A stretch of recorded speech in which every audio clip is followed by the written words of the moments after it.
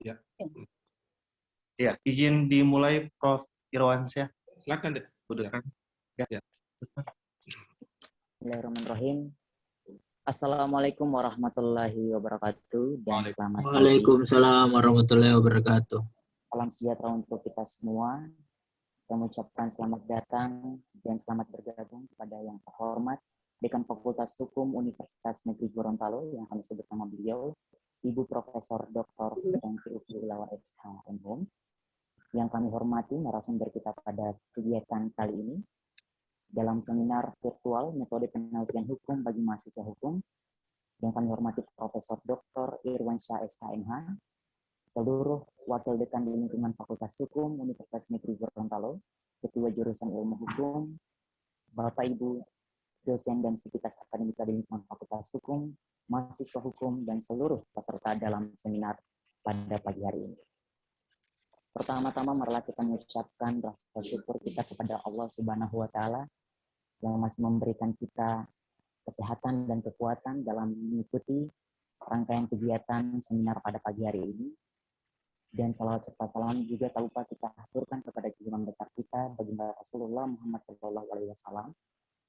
Dan semoga seluruh limpahan rahmatnya dapat tercurahkan kepada kita semua yang mengikuti kegiatan pada pagi hari ini. Bapak Ibu yang kami hormati, kegiatan pada pagi hari ini yaitu seminar virtual dengan mengangkat tema tentang metode penelitian hukum bagi mahasiswa hukum.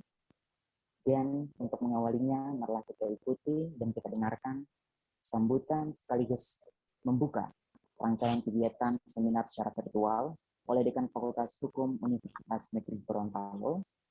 Dalam hal ini Profesor Dr. Fenty Upiulawa SH.M.Hum. Dengan hormat dipersilakan. Terima kasih Saudara Usman.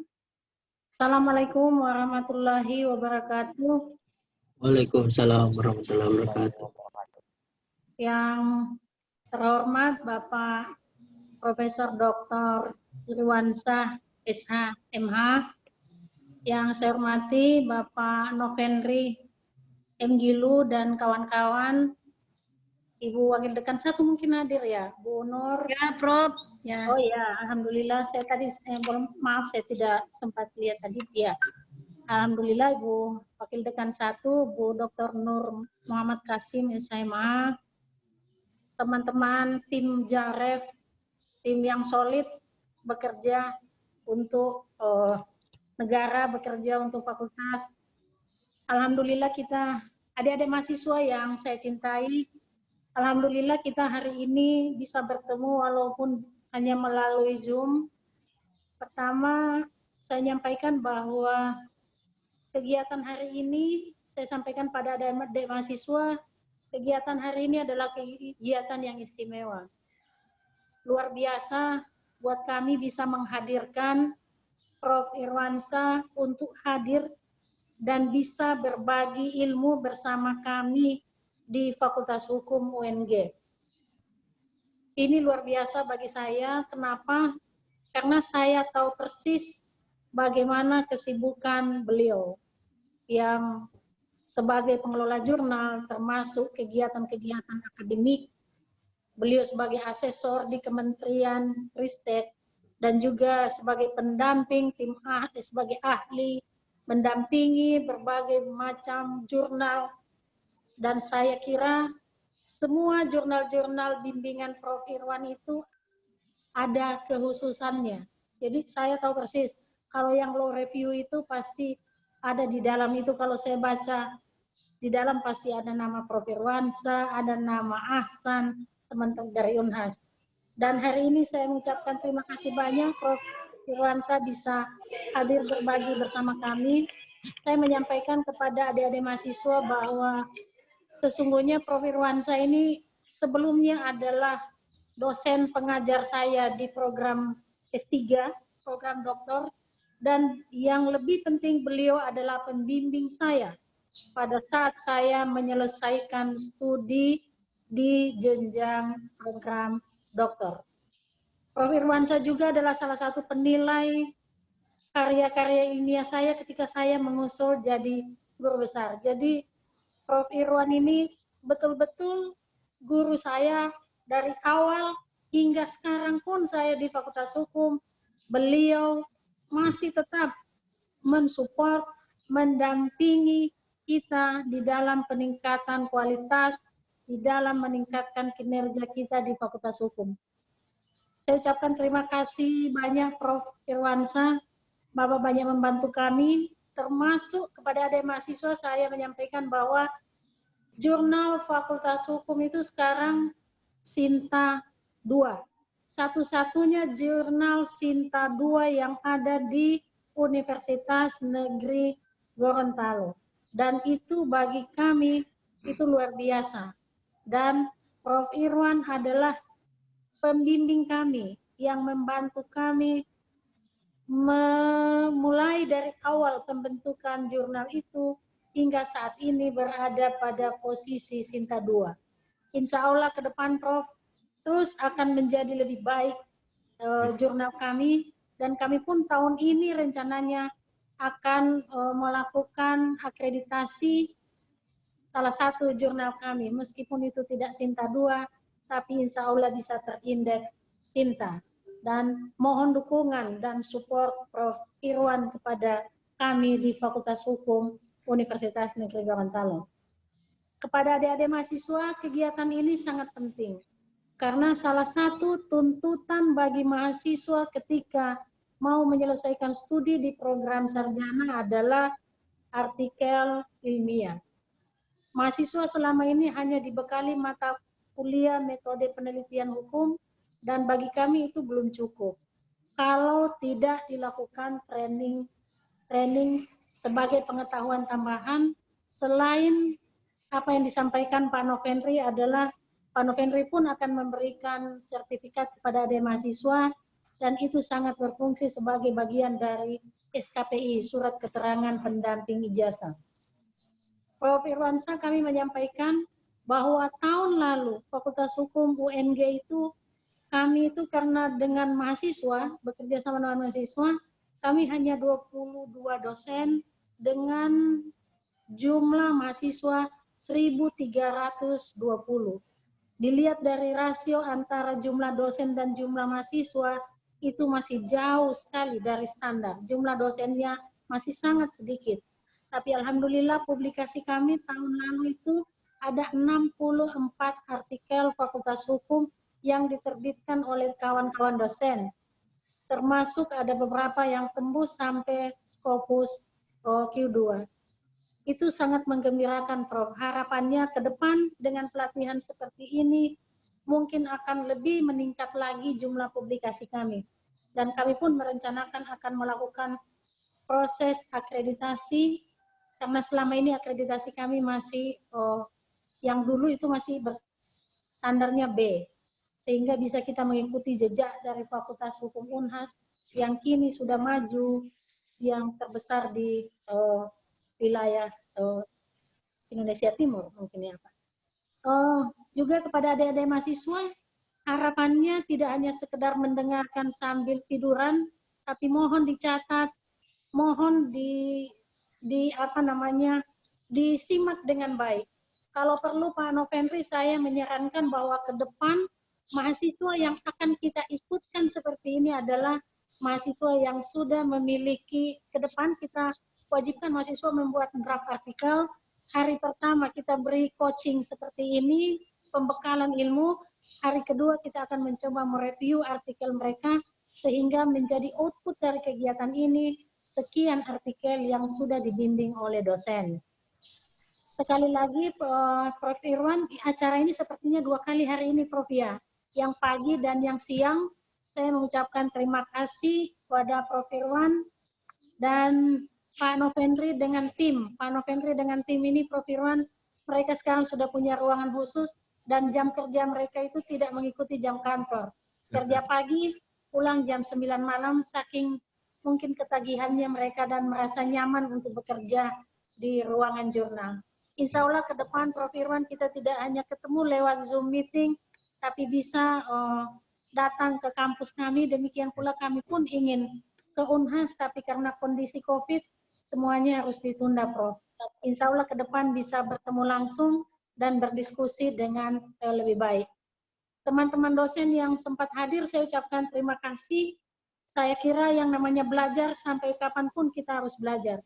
Termasuk saya pun hari ini akan menyimak terus penyampaian dari Prof. Irwan materi tentang metode penelitian hukum.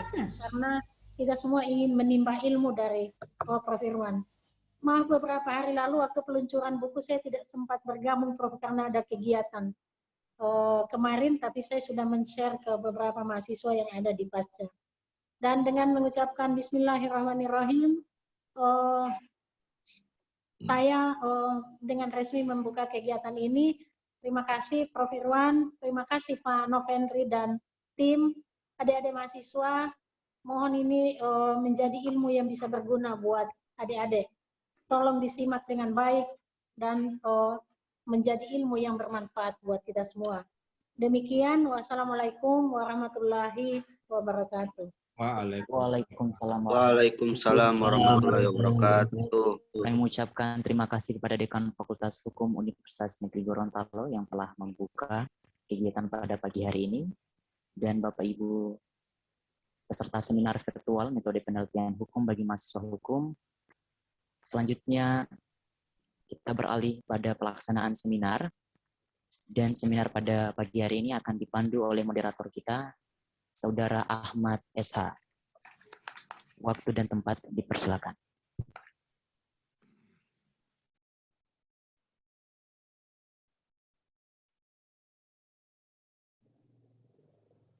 Bismillahirrahmanirrahim. Assalamualaikum warahmatullahi wabarakatuh. Waalaikumsalam. Waalaikumsalam warahmatullahi wabarakatuh. Waalaikumsalam. Pertama-tama sebagai umat beragama, tentu saja puja dan puji syukur itu menjadi satu urusan di dalam menjalankan aktivitas keseharian kita dalam kenapaktilas kehidupan terus berjalan ditambah dan insya Allah sampai pada pengabdian paripurna yang akan kita lakukan. Selanjutnya, salawat serta salam senantiasa tercurahkan kepada baginda Muhammad SAW atas curahan peradaban yang telah terpancar dari beliau sehingga kita sampai pada satu titik di mana peradaban itu menjadi suatu wasilah untuk kita bisa maju dalam menghadapi perubahan zaman. Yang pertama-tama saya hormati Ibu Dekan Fakultas Hukum Universitas Negeri Gorontalo, Profesor Dr. Hendri Usmanul SKMU. Yang saya hormati Ibu Wakil Dekan 1 Fakultas Hukum UNG, Ibu Dr. Nodan Kasim SAGMH. Yang saya hormati Ketua Jurusan Ilmu Hukum Fakultas Hukum UNG, Bapak Novendri MPhil SHMH. Yang saya hormati juga narasumber kita pada hari ini yang sangat istimewa. Kalau saya bisa menyebut beliau sebagai salah satu, selain sebagai guru besar hukum, juga beliau merupakan guru besar Jurnal Hukum Indonesia. Oleh karena itu, karena beberapa dari tangan dingin beliau melahirkan beberapa jurnal-jurnal hukum yang itu bisa terakreditasi secara nasional dan insya Allah bisa menjadi salah satu wasilah di dalam mencapai harapan kita semua bahwa akan ada banyak jurnal hukum Indonesia yang betul bisa terindeks Scopus secara global. Yang saya hormati juga beberapa reviewer dari jurnal Journal Review yang sempat hadir dan menyempatkan diri untuk mengikuti seminar metode penelitian hukum pada hari ini. Ini Bapak Aan Suwari dan Ibu Rafika Nur. Yang terima kasih Ibu Pak telah menyempatkan untuk mengikuti jalannya seminar metode penelitian hukum bagi mahasiswa hukum Fakultas Universitas Negeri Gorontalo. Sebelum saya menyerahkan ke narasumber, saya juga terlebih dahulu menyapa calon-calon seniman dan arsitek hukum nasional yang insya Allah itu menjadi ruang untuk kita semua bisa berkontemplasi, bisa mencari solusi terbaik dalam hal bagaimana kita sebenarnya menulis, bagaimana kita sebenarnya bisa menghasilkan sebuah karya yang tidak hanya bisa dinikmati oleh diri sendiri, tapi juga bisa dinikmati oleh para seniman hukum Indonesia yang lainnya, khususnya di luar maupun di luar dari keilmuan hukum. Bapak Ibu sekalian yang saya hormati, latar belakang dari mengapa kemudian pengelola jurnal khususnya dari jurusan Ilmu Hukum Fakultas Hukum Universitas Negeri Gorontalo mengadakan kegiatan metode penelitian ini, seminar metode penelitian, itu disadari dengan beberapa pertimbangan. Salah satunya adalah kita sangat berharap kualitas dari publikasi, kualitas dari penulisan itu bisa menjadi suatu hal yang diperhatikan oleh insan akademik khususnya di universitas. Karena letak daripada akademisnya suatu hasil karya, salah satunya dilihat dari bagaimana metode yang digunakan, pendekatannya seperti apa, dan hasilnya akan bagaimana. Oleh karena itu sangat pantas rasanya kita menghadirkan salah satu narasumber yang menurut kami itu sangat concern di bidang metode penelitian hukum. Saya mengakui, Prof, salah satu buku terlengkap yang pernah ditulis khususnya metode penelitian hukum adalah buku dari Profesor Dr. Iwansyah. Tebalnya hampir 400 halaman lebih, dan menurut saya itu yang paling tebal di Indonesia saat ini khususnya metode penelitian hukum. Dan salah satu buku metode penelitian hukum bestseller yang pernah ditulis. Sehingga layak rasanya kami mengundang beliau untuk menjadi salah satu narasumber di seminar metode penelitian hukum yang akan mengulas tuntas bagaimana strategi menulis, bagaimana strategi melakukan penelitian, publikasi di bidang hukum. Oleh karena itu, tanpa memperpanjang waktu, karena kita dibatasi juga oleh waktu dan tempat, saya berikan kesempatan untuk Bapak Profesor Dr. Iwansyah SHMH untuk memberikan pemaparan materi tentang seminar metode penelitian hukum bagi mahasiswa hukum dan silakan, Prof. Baik, terima kasih Ade Ahmad Wijaya, Sarjana Hukum. Bismillahirrahmanirrahim. Assalamualaikum warahmatullahi wabarakatuh. Salam sejahtera untuk kita sekalian. Yang kami hormati, kami banggakan Ibu Dekan Fakultas Hukum Universitas Gorontalo, Profesor Dr. Fenty, Ibu Wakil Dekan 1, Ade Novendra SHMH, Bapak Ibu para dosen yang berkenan hadir, adik-adik mahasiswa yang kami cintai, kami banggakan. Syukur alhamdulillah pada pagi hari ini saya merasa mendapat kehormatan luar biasa untuk kesekian kalinya diundang untuk menghadiri sebuah pertemuan yang sangat penting bagi kelangsungan masa depan anak-anak kita. Bagi saya, kalau UNG mengundang itu agak susah untuk kami tolak ya. Tadi Ibu Dekan sudah sampaikan, saya pribadi memiliki kedekatan emosional dengan kampus ini, ya sehingga apapun yang akan kami sampaikan mudah-mudahan adalah yang terbaik. Jadi semua akan kami sampaikan, kami berikan, ya. Mudah-mudahan ini bisa berjalan dengan baik. Yang berikutnya tentu juga membanggakan bahwa jumlah mahasiswa semakin meningkat, meskipun jumlah dosen masih terbatas. Mungkin di tengah keterbatasan ini biasanya orang kreatif ya. Ya, mudah-mudahan bisa seperti itu. Terbukti jurnalnya Fakultas Hukum adalah satu-satunya jurnal di UNG yang di Sinta 2 di antara hampir 60 jurnal yang kita pernah bentuk 2-3 tahun yang lalu ya. Jadi masih sendirian Jambura Law Review. Inilah jurnal yang menemani Hasanuddin Law Review di kawasan timur Indonesia yang ada di Sinta 2. Ya. Nah, ini sebuah prestasi dan sebuah kebanggaan ya. Seperti tadi Pak Ahmad mengatakan ya, memang banyak jurnal yang kami bimbing. Nah, ibarat guru malah muridnya pintar-pintar ya. Salah satu yang pintar itu adalah Sriwijaya Law Review yang kami bikin dari nol sama dengan Jarve. Itu sudah masuk Scopus ya. Jadi bulan Desember sudah Scopus. Inilah jurnal hukum pertama di Indonesia yang masuk Scopus. Ada di Sumatera, jadi melebihi semua kampus-kampus yang kita anggap favorit yang ada di Jawa. Tidak UI, tidak UGM, dan seterusnya. Bahkan kemarin kami baru mendampingi jurnal Airlangga dan jurnal UNS untuk persiapan Scopus juga. Saya kira ke depan di bawah bimbingan Prof. Fenty dan Bapak Ibu yang lain, JAREF ini dari segi nama kan sudah tingkat global ini, kita juga akan usahakan untuk masuk juga di level internasional sampai bereputasi. Yang kedua, tadi Ibu Dekan sudah sampaikan, ada 22 dosen. Ini Prof, beberapa hari terakhir ini, kami juga sudah mulai keliling ini. Kemarin kita di Palangkaraya, kemudian di Bengkulu, ya di di Lambung Bangkurat, dan kemarin juga di Palu.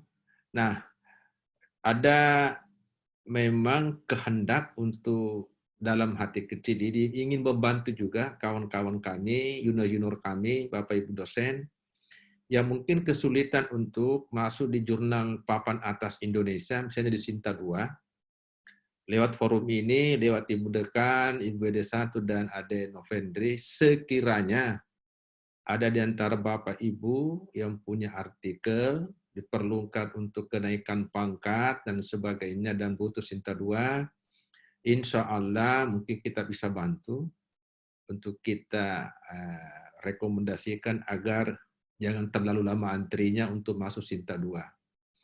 Ya. Nah, tadi Pak Ahmad katakan mungkin rasa-rasanya tidak ada jurnal Sinta 2 di Indonesia, yang hampir 48 itu, termasuk IAIN UIN, PTS, yang mungkin rasa saya tidak saya nilai, ya. Jadi jangan sampai ada kawan-kawan yang tidak naik pangkat hanya karena tidak bisa tembus jurnal Sinta 2. Mohon disiapkan saja tulisan-tulisannya untuk kami bantu. Yang berikutnya, karena hari ini ada 2 sesi yang diamanahkan ke saya. Sesi pertama, adik-adik mahasiswa yang akan bersiap membuat proposal, dan siang nanti adalah mahasiswa yang sudah membuat skripsi dan sementara menyiapkan tulisannya. Nah, adik-adik sekalian, Bapak Ibu, kami akan menayangkan slide, dan sesungguhnya apa yang akan kami tayangkan ini adalah rangkuman dari buku saya yang resminya diluncurkan minggu lalu. Jadi orang bilang kalau ada berkah di pandemi, itulah tadi, peluncuran buku ada 3 sekaligus. Ada buku kajian ilmu hukum, ada buku refleksi hukum Indonesia, dan ada buku metode penelitian. Nah, tadi Adik Ahmad menyebut memang dari segi tebalnya lumayan tebal, dan ada beberapa nilai tambah dari buku ini, sebagaimana disampaikan oleh para pembedah dari Airlangga, dari kemarin dari Solo, dari Padang, dari Jember, dari Jakarta, bahwa di buku saya itu ada beberapa hal yang mungkin bisa membantu mahasiswa, baik S1 maupun S2. Di buku saya di bab terakhir ini, itu khusus membahas mengenai strategi menulis artikel di jurnal. Mungkin di buku lain tidak ada ini, jadi ini satu-satunya mungkin buku penelitian yang ada materi mengenai penulisan artikel. Tadi Prof. Fenty katakan, saya sebagai dosen penelitian juga diberi tugas-tugas untuk membina dan menjadi asesor jurnal di kementerian. Jadi pengalaman ini kami tuangkan untuk melengkapi buku ini. Jadi selalu saya rekomendasikan karena buku ini dalam waktu 4 bulan sudah tercetak lebih hampir 3.000-an, karena dipakai di hampir seluruh Indonesia. Jadi yang borong itu rata-rata dari Sumatera, ada dari Jambi, dari Padang, ada Semarang. Ya, saya kira sebagian juga sudah sampai di Gorontalo. Dan jika berkenan, ini kan banyak yang hadir, ada 90-an ya, melalui Ibu Dekan, Ade Novendri, saya akan hadiahkan 3 buku khusus kepada peserta yang hadir di room ini, yang masuk kategori terbaik, apakah pertanyaannya yang bagus dan sebagainya, dan saya akan kirim langsung setelah saya tanda tangani sebagai oleh-oleh dari hasil pertemuan ini. Mudah-mudahan panitia berkenan. Ya, 3 buku saya akan hadiahkan khusus. untuk mahasiswa. Nah, izinkan kami men-share ini materi saya, ya.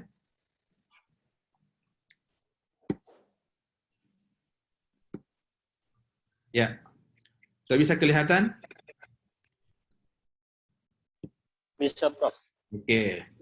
Jadi ini juga materi nanti kami akan serahkan ke Pak Novendri untuk membagi kepada mahasiswa, mudah-mudahan bisa menjadi bahan. Dan untuk mahasiswa 1 yang berminat juga membaca buku saya, itu agak mudah juga karena bisa beli di online-nya di Shopee. Jadi beli online di Shopee, mungkin 2-3 hari sudah bisa sampai. Kalau Anda mau mendalami mengenai penelitian, bagaimana membuat proposal, bagaimana menulis artikel, dan sebagainya. Itu lengkap di buku itu, jadi pesan online saja, tidak usah ke toko buku. Adik-adik sekalian, tugas saya diberikan oleh Ibu Dekan adalah bagaimana menyusun proposal.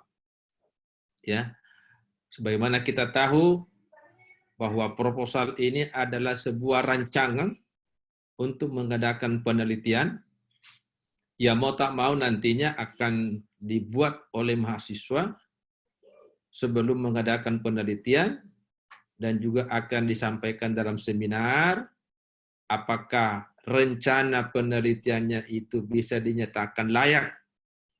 Nah, layak itu layak substansi, kemudian layak metode. Sesudah itu baru boleh mengadakan penelitian. Ya, dalam buku saya ada bab khusus bagaimana membahas mengenai bagaimana menyusun sebuah proposal penelitian. Saya beri bahasa yang agak mudah. Bagaimana membuat masalah, bagaimana membuat judul, bagaimana membuat simpulan, dan seterusnya. Ya. Adik-adik sekalian, juga mahasiswa S2 yang berkenan hadir, perlu juga dipahami bahwa bagi mahasiswa S1, ya, S1 ilmu hukum itu mempunyai karakter yang khas, yang tidak dimiliki oleh ilmu lain, meskipun itu ilmu sosial, bahwa karakter ilmu hukum itu bersifat preskriptif, menentukan dan menilai. Bagaimana standar menilai itu pada kaidah, pada norma. Nah, mungkin ilmu lain menentukan penilaian berdasarkan asumsi, berdasarkan teori. Kita berdasarkan norma yang sudah ada. Jadi, cara berpikir ilmu hukum itu normatif, berdasarkan aturan, preskriptif, menentukan dan menilai. Hakim itu menilai apakah terdakwa ini masuk penjara atau dibebaskan. Itu preskriptif namanya. Dan ilmu hukum itu bersifat terapan. Bisa diaplikasikan. Ya, polisi bisa menggunakan pasal di KUHP untuk menahan orang. Berapa lama dia tahan? Itu penerapan. Jadi, untuk S1, di dalam nanti melakukan penelitian, setiap penelitian itu dalam rangka menjawab atau menyelesaikan masalah. Jadi, tidak ada penelitian tanpa masalah. Jantung penelitian itu ada pada masalah. Jadi, kalau jelas masalahnya, insya Allah akan mudah penelitiannya. Kalau tidak jelas masalahnya, tentu tidak bisa juga lancar penelitiannya. Dulu ada yang bertanya, Pak, ini ada di kampung saya, Pak, masalah. Masalah apa? Ini masalah Pak, ada orang berkelahi Pak, ibu-ibu Pak, tarik-tarik rambut. Wah, itu enggak usah diteliti.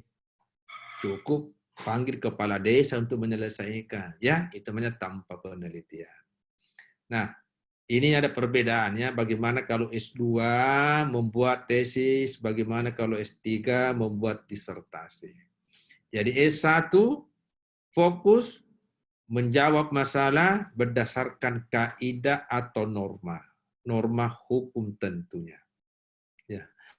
Nah, Di dalam kegiatan penelitian ini, sebelum kita sampai kepada bagaimana menyiapkan sebuah proposal, nah ini ada problem-problem yang perlu dipahami lebih awal agar tidak mengulangi kesalahan.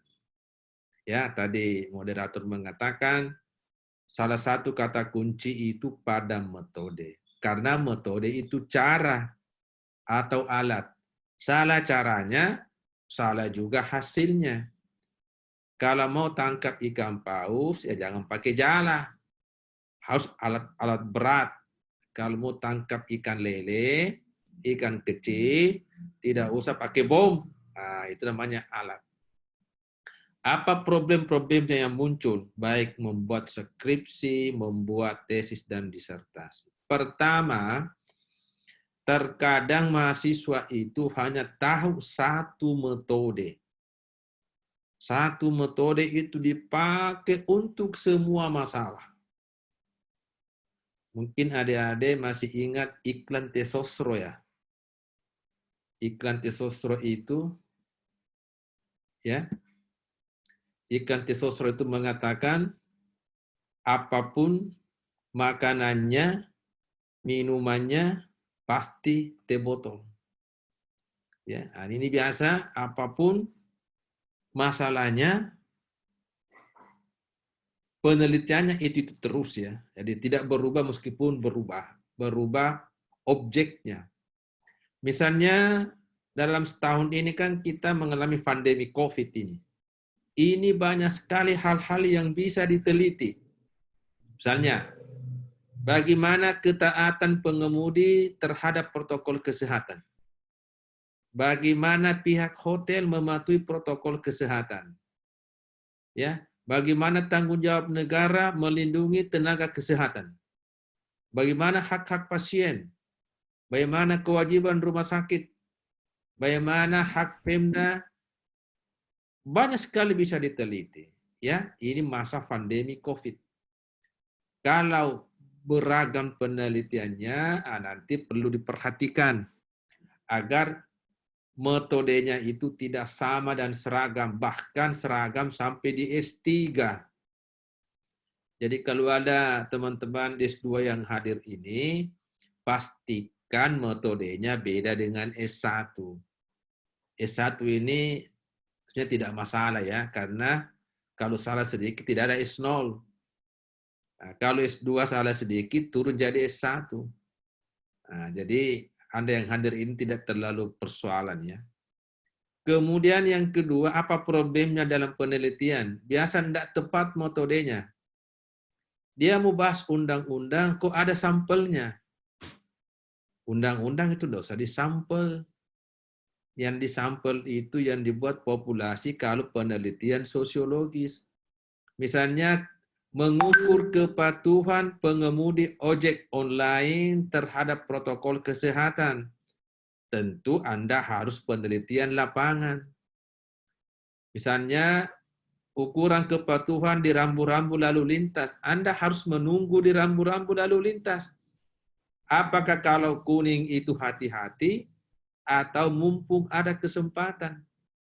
Ya, bahasa begitu ya. Kuning itu injak rem, lepas gas.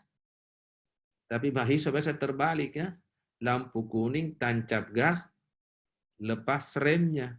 Nah, itu namanya bisa mengukur tingkat ketaatan. Apa metodenya? Metode empirik. Nah, yang ketiga yang sering menjadi problem adalah rumusan masalah. Ini di mana-mana terjadi. Dalam buku saya tekankan dan saya beri contoh. Ini contoh rumusan masalah S1, ini S2, dan seterusnya. Hampir seluruh mahasiswa bisa membuat pertanyaan. Pertanyaan penelitian. Misalnya, apakah, mengapakah, bagaimanakah? Kan tidak mungkin juga mahasiswa bikin pertanyaan seperti lagu, mungkinkah? Nah, itu judul lagu itu, nggak bisa dipakai. Ya. Nah, itu dia bisa membuat pertanyaan. Persoalannya, apakah jelas rumusan masalahnya? Nah, jadi bisa bertanya, Hampir semua skripsi sampai disertasi semua ada pertanyaannya. Tapi terkadang bukan rumusan masalah.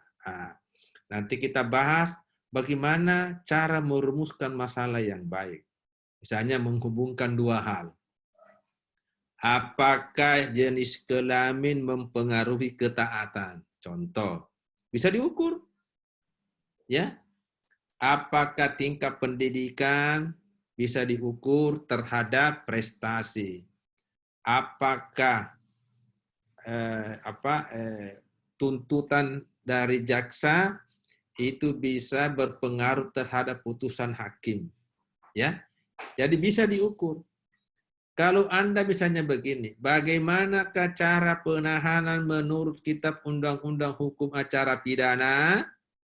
Itu namanya bertanya. Karena tidak bisa diketahui mana yang mau diteliti. Nah, misalnya, apakah penahanan menurut KUHP sesuai dengan hak-hak asasi manusia? Jadi, penahanannya dihubungkan dengan hak asasi manusia. Jadi rumusan masalah bukan dilihat panjangnya, tapi dilihat adakah variabel-variabel yang bisa diuji dalam penelitian. Tadi menghubungkan variabel penahanan dengan variabel HAM. Ya, itu sebagai contoh. Apakah pendidikan pengemudi mempengaruhi ketaatan terhadap rambu lalu lintas? Ya, itu mengenai rumusan masalah.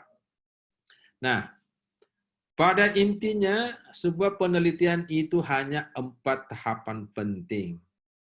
Pertama, isu, masalah. Kemudian bagaimana aturannya. Nah, kemudian meneliti. Lalu dari penelitian ada hasilnya, lalu dianalisis. Kemudian dibuat kesimpulan. Ya, apakah kesimpulan itu sesuai dengan masalah yang diteliti. Ini untuk S1. Ya. Nah, kemudian kawan-kawan S2 yang bedanya hanya pada kotak kedua ini. Nah, kalau tadi S1 menggunakan aturan, maka S2 menggunakan teori. Di dalamnya juga ada aturan. Jadi bukan tesis namanya yang tidak ada teorinya. Kalau S1 ada teorinya, itu hebat.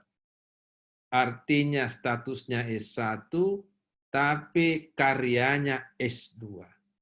Yang penting jangan mahasiswa S2, tidak ada teorinya. Norma semua, itu namanya turun kelas. Ya. Nah sekarang, karena kita ini diminta untuk menyiapkan sebuah proposal, rancangan penelitian. Lalu apa bahan-bahannya? Ya, apa bahan-bahannya? Nah, proposal nanti ini yang kita buat dalam rangka untuk menjadi pedoman. Ya, pedoman di dalam rangka melaksanakan penelitian. Ya. Nah, kalau sudah meneliti itu bisa dibuat skripsi di sini di bawah atau juga nanti bisa dibuat artikel terutama pada mahasiswa pasca. Nah, nanti siang ini yang akan kami bahas mengenai artikelnya. Jadi pagi ini fokus proposal menuju penelitian saja, ya, agar bisa nyambung nanti menjadi sebuah skripsi. Ya. Nah, ini tahapan apa? Bagian-bagian sebuah proposal. Pada intinya ada 3 ya. Nanti tergantung kepada bagaimana pedoman penyusunan skripsi di Fakultas UNG ya. Tapi intinya ada 3. Pertama, pendahuluan. Ya. Nah, pada pendahuluan ini sudah harus ada pikiran-pikiran dari mahasiswanya. terhadap sebuah fenomena, terhadap sebuah peristiwa, terhadap sebuah kasus. Apa tanggapannya? Ya, apakah nanti fenomena itu bisa menjadi sebuah masalah untuk diteliti atau tidak? Yang kedua, ini tinjauan pustaka. Nah, tinjauan pustaka, saya kira semua sudah paham. Yang inti tentunya adalah menyiapkan bahan-bahan yang akan digunakan di dalam menyusun tinjauan pustaka. Nah, di situ biasanya pertama tentu buku, referensi ya, yang terkait.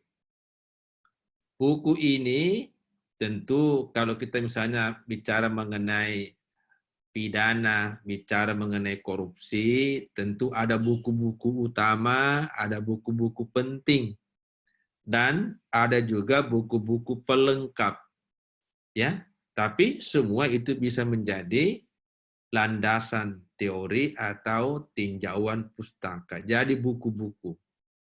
Nah, standar buku itu adalah buku yang relevan dengan topik. Jangan sembarang temannya bicara korupsi, Anda bicara HAM, sama semua referensinya. Tidak boleh ya. Nah, harus ada relevansi. Yang kedua, perhatikan tingkat kebaruannya. Ya, jangan sampai terlalu tua bukunya. Mungkin lebih tua dari Anda. Jadi kalau Anda 20 tahun, jangan cari buku 30 tahun umurnya. Sehingga tidak jelas lagi warna sampulnya, warna kuning atau abu-abu ini saking tuanya ya. Cari yang baru. Buku-buku baru. Kan bangga toh? Kenapa perlu kita cari buku baru? Nah, karena kita mau menyelesaikan masalah itu dengan menggunakan referensi yang baru. Ya. Jadi referensinya harus baru. Tentu nanti kajiannya, simpulannya kita katakan baru ini. Karena menggunakan referensi yang baru. Ya. Jadi kalau misalnya ini sekarang zaman pandemi, tentu kan daring semua sistem penilaian. Misalnya, di pengadilan boleh ada kesaksian daring, boleh. Dituntut daring, boleh. Itu namanya menyesuaikan keadaan terbaru. Nah, jadi mahasiswa juga harus mampu menyesuaikan buku-bukunya yang baru. Ya, meskipun nanti pembimbingnya mengatakan, ini buku masih tua, diperbaiki lagi. Ya. Selain buku, nah sekarang ini yang selalu diminta dimasukkan adalah artikel-artikel yang ada di jurnal. Saya kira ini kawan-kawan, kolega-kolega saya, Bapak Ibu dosen, dipimpin oleh Ibu Dekan, saya kira urusan jurnal ini UNG sudah di atas ya. Kenapa di atas? Karena jurnalnya Sinta 2. Ada 300 fakultas hukum di Indonesia ya, PETN, PTS. Hampir 300. Yang di Sinta 2 itu tidak sampai 50. Jadi memang kita sudah di atas. Jadi saya yakin mungkin nanti Ibu Dekan atau sudah punya bahwa diwajibkan seluruh mahasiswa S1 FHUNG di dalam membuat proposal, di dalam menyusun skripsi, wajib hukumnya mengutip minimal 2. Mengutip Jambura Law Review. Ya, itu urutan paling atas. Yang kedua, mengutip tulisan-tulisan dosen UNG. Apakah itu buku, apakah itu tulisan di jurnal. Itu wajib. Kebetulan di UNAS itu tugas saya memeriksa. Tapi S2. Tidak bisa ada ujian kalau saya tidak paraf. Apa yang saya paraf? Apakah artikelnya ini mengutip tulisan dosennya minimal 3. Jadi saya tidak pernah memeriksa artikelnya mahasiswa, apa judulnya. Yang saya periksa berapa yang kau kutip. Nah, ini nanti Ibu Prof. Fenty untuk menyiapkan akreditasi S1 kita. Karena nanti ditanya, berapa sitasinya dan siapa yang sitasi. Jadi bisa dibuat kebijakan sitasi, tidak usah disebut bahwa wajib mengutip Jambura, wajib mengutip dosennya. Disebut saja wajib mengutip jurnal, nanti pembimbingnya yang ancam-ancam sedikit. Ya, mau ujian atau mau kutip, begitu kira-kira ya. Begitu mahasiswa ya, enggak apa-apa sih. Ini untuk kepentingan lembaga.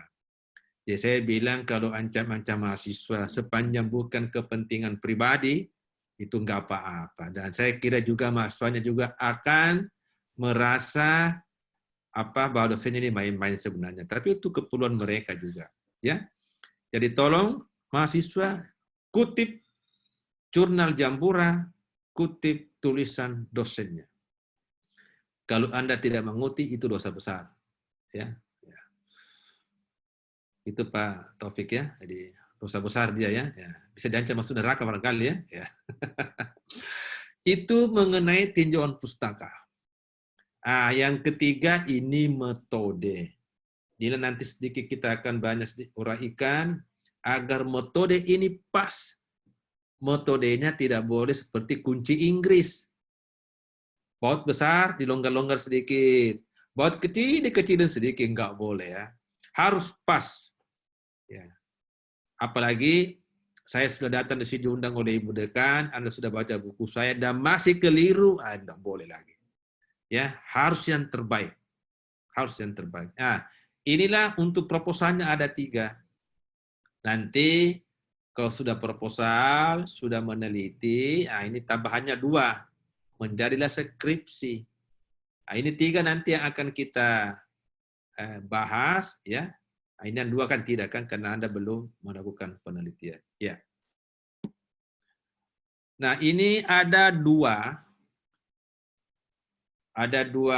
slide yang membahas apa yang kita harus siapkan sebelum kita membuat proposal. Pertama tadi saya sudah ungkap, pastikan ada masalah. Masalah adalah selisih antara Dasolin dengan Dasain. Kita mau kuliah daring supaya kuliah luring fisik supaya kumpul sama teman-teman.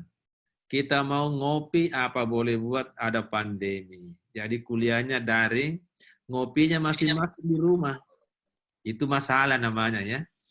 Ya, laki-laki itu kalau tidak ada kopi, tidak ada internet, pusing kepalanya. Ya, itu masalah toh. Jadi cari masalah yang ada aspek hukumnya. Ya, jadi pastikan ini masalah dan layak diteliti. Ini masalah kira-kira ada 2 komponen, ada 2 variabel yang diteliti. Misalnya tadi saya sudah sebut, apakah pendidikan polisi itu berpengaruh terhadap cara penyidikannya? Apakah jenis kelamin dihubungkan dengan naiknya korupsi? Apakah koruptor itu rata-rata laki-laki ya? Bukan perempuan ya? Rata-rata laki-laki. Nah, apakah pendidikan mempengaruhi ketaatan di lampu lalu lintas? Makin rendah pendidikannya, makin suka melanggar. Ya toh? Anda ke bandara kan? Di bandara itu tentu lebih ketat protokol kesehatannya dibanding pasar tradisional. Coba ke pasar, kira-kira ketat, pembeli, penjual, itu longgar ya. Coba ke bandara ya, melanggar sedikit langsung tegur ya. Itu contoh-contoh semua dihubungkan. Ya. Yang berikutnya, setelah kita ada masalah, lalu kita bisa menentukan topiknya. Judul boleh ditaruh paling belakang. Tidak harus di depan. Yang di depan itu topik. Misalnya, saya mau ini Pak, meneliti bidang hukum administrasi negara. Oke. Administrasi negaranya terlalu luas. Hukum lingkungan, Pak. Oke. Lingkungan terlalu luas. Oh, saya mau izin lingkungan, Pak. Oke. Izin lingkungan, Pak, masih luas, Pak. Izin lingkungan terkait pertambangan, Pak. Oke. Masih luas, Pak. Ingin di lingkungan pertambangan mineral. Nah, sampai sebegitu. Ya. Itu topik namanya, belum judul. Jadi topik harus ada di depan. Saya mau, Pak, tentang pidana. Perlindungan hukum kepada anak korban pelecehan seksual. Perlindungan hukum kepada perempuan. Ya, banyak sekali ya. Nah, itu pidana. Jadi semakin mengerucut. Ya. Saya mau teliti, Pak, pelanggaran HAM di UGD. Wah, kenapa di UGD pelanggaran HAM? Bisa menarik kan? Bahasa kalau kita masuk rumah sakit, Pak, kita sudah mau mati, Pak, ditanya terus tinggal di mana, mana KTP-nya. Pas saya ditanya, Pak, meninggal teman itu, Pak. Nah, itu lalu meneliti. Ya, jadi banyak hal yang bisa kita teliti. Ini saya selalu belanja online, Pak. Tapi salah kirim, Pak. Bagaimana itu perlindungannya? Saya ke bank, Pak, tapi ini ada saya punya rekening dan sebagainya. Ini banyak hal. Itu topik namanya, belum judul. Yang ketiga, apa yang Anda harus siapkan. Ini yang jarang dilakukan. Biasanya mahasiswa itu malas membaca. Kalau skripsi, membaca skripsi terdahulu. Kalau tesis, dia tidak baca tesis sebelum. Padahal itu penting. Apa pentingnya? Yang pertama, jangan terjadi plagiasi. Oh, ternyata ini sudah diteliti sebelumnya. Anda teliti lagi, jadi terjadi plagiasi, duplikasi. Itu kurang bagus. Jadi, mesti sebelum membuat proposal skripsi, baca dulu skripsi sebelumnya yang kira-kira topiknya sama. Mungkin dari situlah Anda mencari, oh saya mau beda. Apanya kira-kira yang beda? Topiknya boleh sama, judulnya boleh sama. Kira-kira apa bisa saya bedakan? Ya? Bisa beda lokasi penelitiannya. Ya, bisa beda ke sampelnya kalau ada sampel. Mungkin bisa beda tahunnya. Misalnya putusan pengadilan tentang pelanggaran HAM di Gorontalo tahun 2000 sampai 2005. Anda mau teliti 2015 sampai 2020 boleh. Pasti beda. Ya. Nah, ketika kita membaca, kita boleh menggunakan tinjauan pustaka. Kalau kita anggap penting, baru kita tambah lengkapi dengan yang baru. Jadi boleh. Sepanjang itu dikutip dan disebut sumbernya. Ya. Kemudian membaca sebelumnya apa kelebihannya skripsi ini dan apa kelemahannya. Kelemahan itulah yang menginspirasi Anda untuk meneliti selanjutnya. Jadi orang di kampus itu jangan gengsi. Wah, di sana sudah pakai baju itu ya, nggak enak deh pakai baju itu. Di penelitian itu boleh. Oh, di sana pakai kerudungnya seperti itu, saya mau model lainnya, tapi kerudung yang sama. Boleh saja. Ya, jadi itulah pentingnya membaca riset atau skripsi sebelumnya. Bahkan Prof. Fenty, kalau bisa Prof, dibuat sebuah SOP.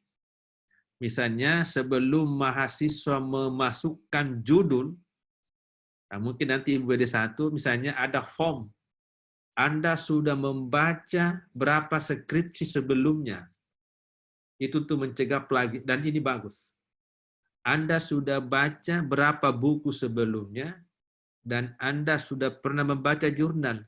Kalau 3 ini saja dijadikan syarat untuk menyusun proposal, saya kira bagus.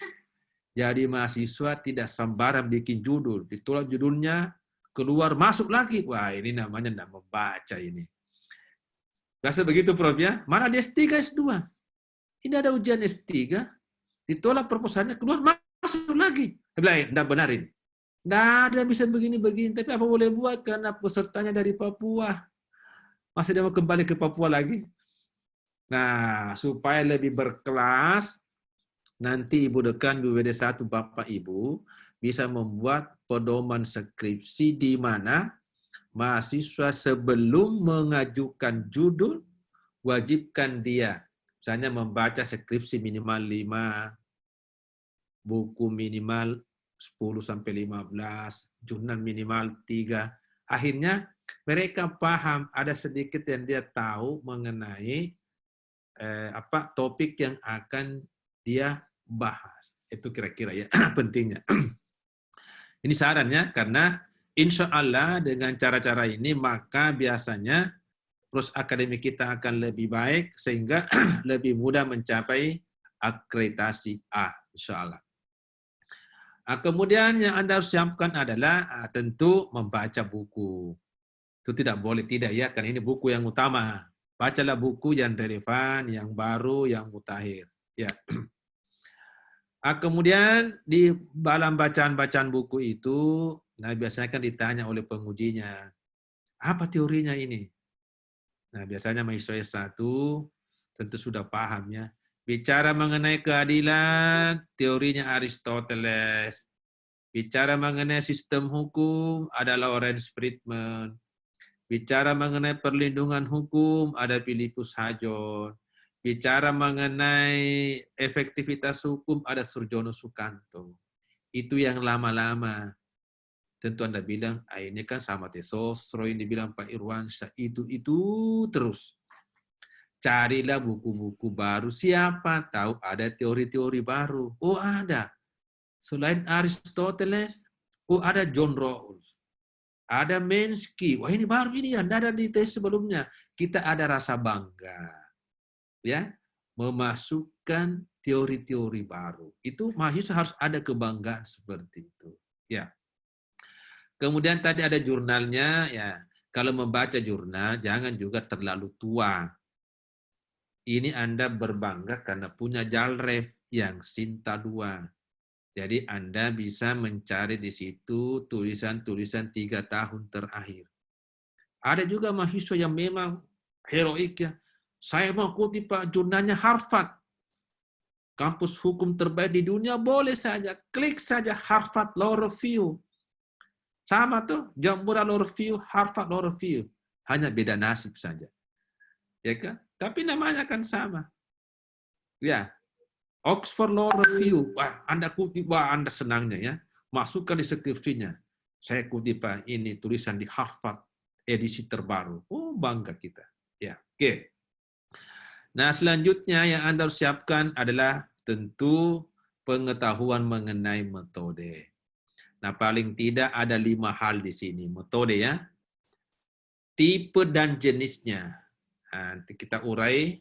Misalnya, apakah penelitiannya normatif murni, ataukah penelitiannya normatif tapi dilengkapi dengan penelitian empirik. Ya. Kemudian, di mana lokasi penelitiannya? Pernah saya tanya mahasiswa, di mana Anda meneliti? Kejaksaan Negeri Gorontalo, Pak. Kenapa dia kejaksaan? Oh, banyak keluarga aku di sana, Pak. Wah, tidak boleh. Alasannya subjektif. Saya meneliti di Kejaksaan Negeri Gorontalo karena topik yang saya mau teliti mengenai angka korupsi. Dan itu yang paling banyak mengadili kasus korupsi. Ya, begitu caranya menentukan lokasi. Kita akan masuk. Pak Ahmad sampai jam berapa ini Pak Ahmad? Karena saya akan tanya jawab ya. Ya. Kemudian nanti ada data atau bahan hukum. Kalau saya dua-duanya ya, boleh menggunakan bahan, boleh menggunakan data ya. Tidak usah diperdebatkan. Jenis data ya.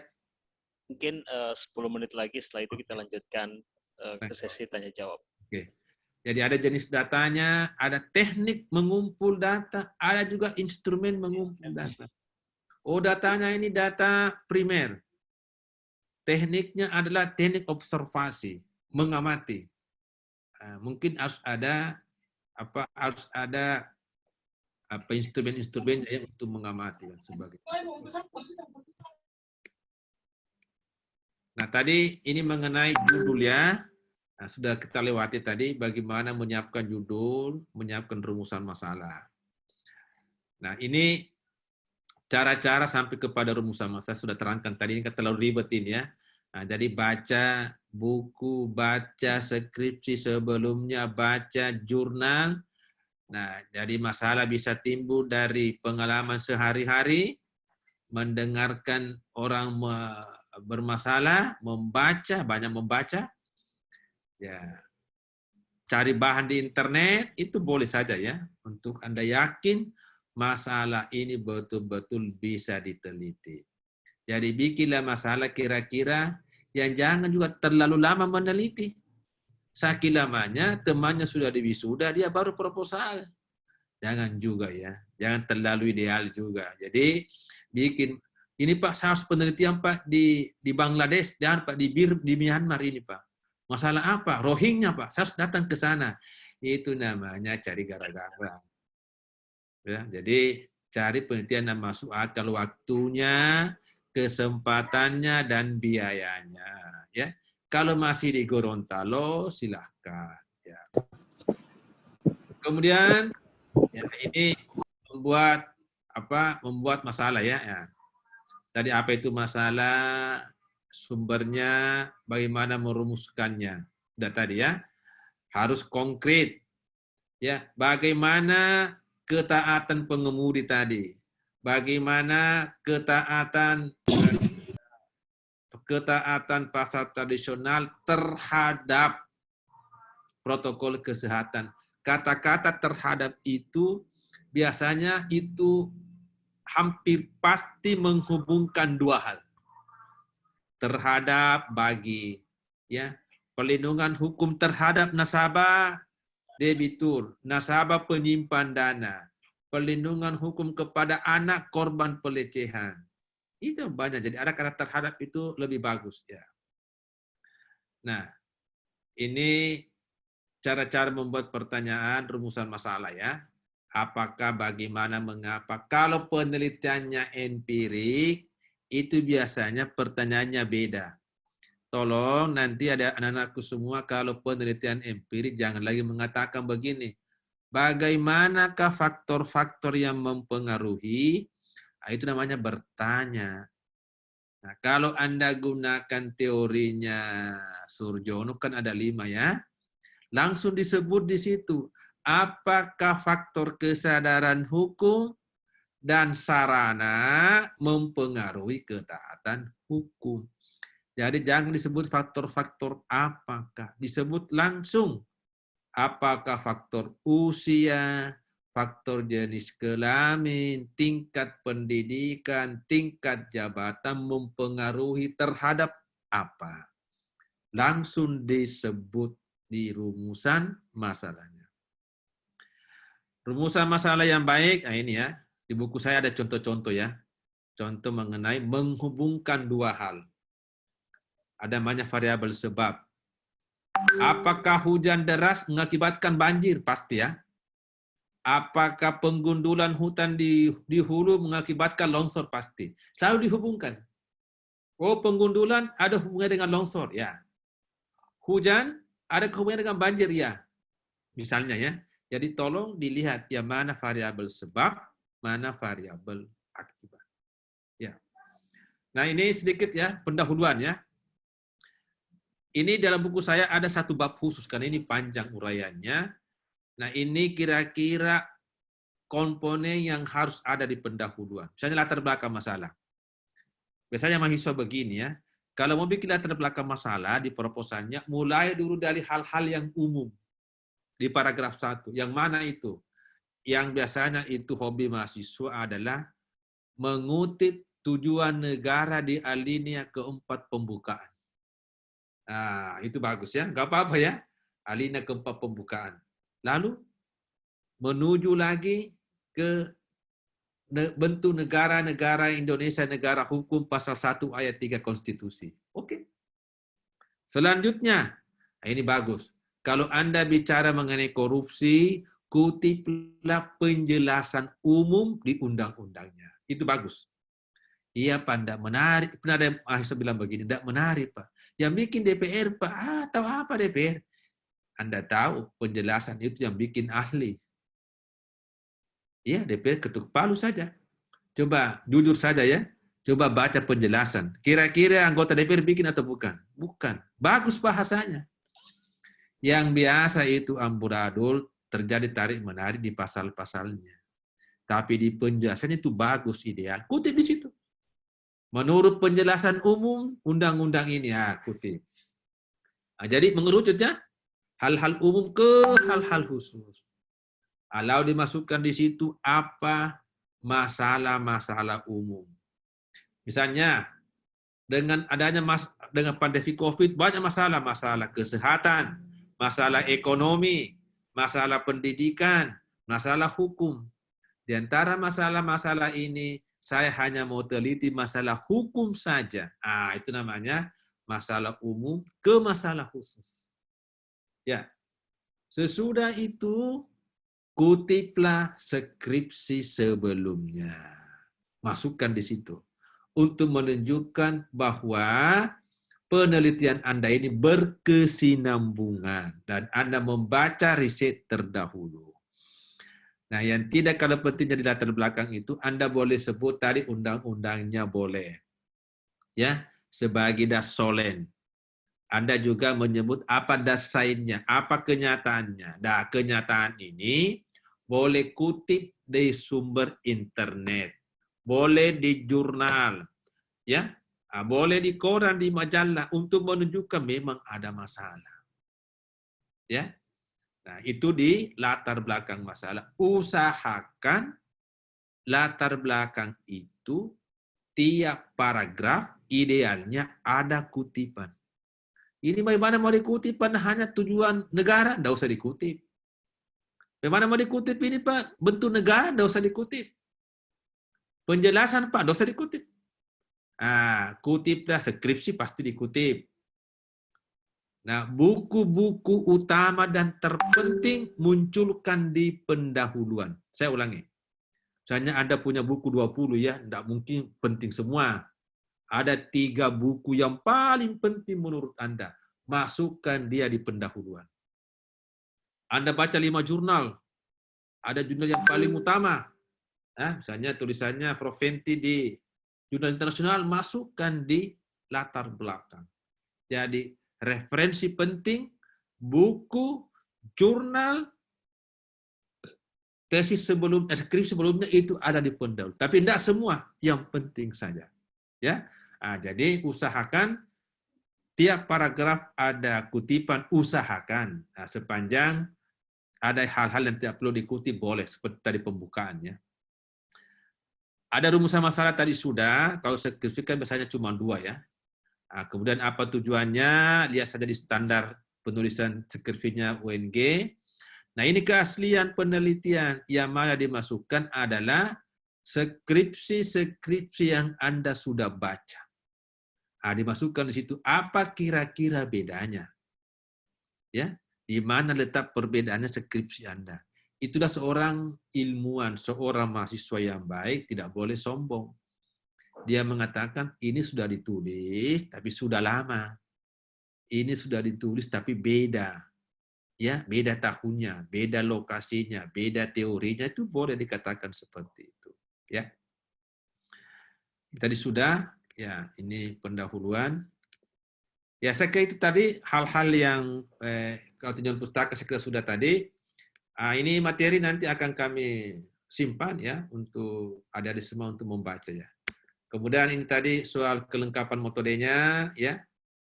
Ini penjelasannya di bab khusus nanti mulai dari lokasi sampai kepada analisisnya ya. Terakhir metodenya saya katakan tadi, menurut saya hanya 2 pilihan, normatif murni, tapi ada pendekatan. Kalau yang satu itu biasanya pendekatan kasus dan pendekatan undang-undang. Itu biasanya ada 2 ya. Penelitian ini menggunakan tipe normatif dilengkapi dengan pendekatan undang-undang pasti karena satu, kalau ada kasus pendekatan kasus. Kalau bicara mengenai sejarah, tambah pendekatan sejarah. Saya mau anak-anakku semua di UNG ini, tolong di tipe penelitiannya jangan berhenti di kata normatif. Jangan titik di situ. Saya bangga kalau ini dilakukan. Penelitian ini tipe normatif, koma. Dilengkapi dengan pendekatan satu.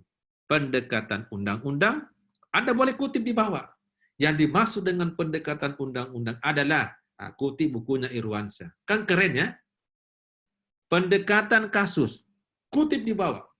Yang dimaksud dengan pendekatan kasus, saya kutip bukunya Irwansyah 2020, lengkap itu metode seperti anak S2. Ya toh? Meskipun, jadi ini yang saya katakan tadi, jangan sampai metodenya copy paste saja. Seluruh Indonesia sama, padahal beda. Itu saya selalu tekankan ya.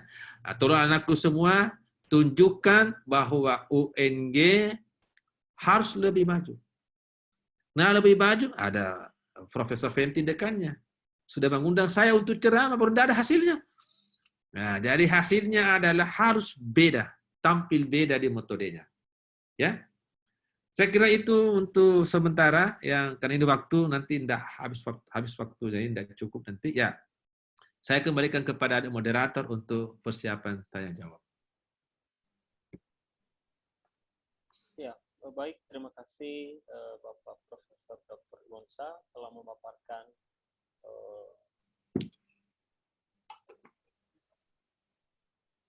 ya, tadi saya janji mau kasih hadiah 3 buku. Terserah nanti panitia ya, siapa yang mau dikasih, saya kirim ya. Ya. Ya, baik. Terima kasih Prof atas Ya, ini nanti ini bukunya saya kasih hadiah ya, yang 3 yang terbaik mau bertanya ya. Ya. Halo, ya. Ya. Bisa didengarkan? Oke. Ya, baik. Terima kasih Prof atas pengantar materi tentang metode penelitian hukum. Selanjutnya, bagi peserta yang ingin bertanya, saya buka 4 penanya untuk sesi ini, untuk sesi pertama. Silakan. Tadi Prof Irwansyah telah menjanjikan bahwa bagi yang bertanya dan pertanyaannya itu memiliki bobot kualitas yang baik, akan diberikan door prize berupa buku oleh Prof Irwansyah. Silakan yang ingin bertanya. Saya ingin bertanya, Pak. Iya, baik. Silakan Pak Taufik terlebih dahulu. Silakan, Pak. Iya, siap. Terima kasih untuk kesempatannya, Pak Prof. Ketemu lagi, Pak Prof.